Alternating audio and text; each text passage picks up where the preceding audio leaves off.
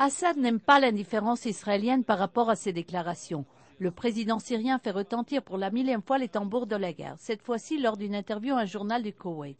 La Syrie attend une attaque de la part d'Israël. Nous avons commencé à nous préparer, dit-il, pendant la guerre du Liban. Le peuple se démange pour attaquer Israël et libérer le Golan. Et si ceci n'est pas suffisamment clair, le ministre des Communications syrien le dit très clairement.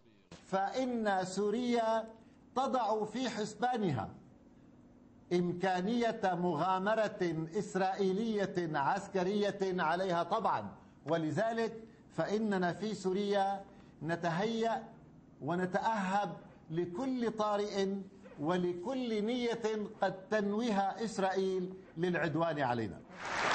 Sans aucun doute, Assad est sans crainte par rapport à une guerre éventuelle qu'il proclame autant que possible.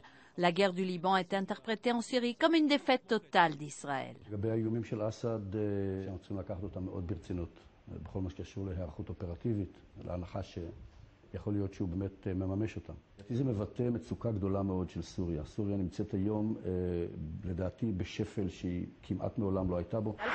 Ces déclarations ne sont pas fortuites. Lors des commémorations de la guerre de Yom Kippour en octobre dernier, le président Moubarak explique que la paralysation des négociations politiques est dangereuse pour toute la région.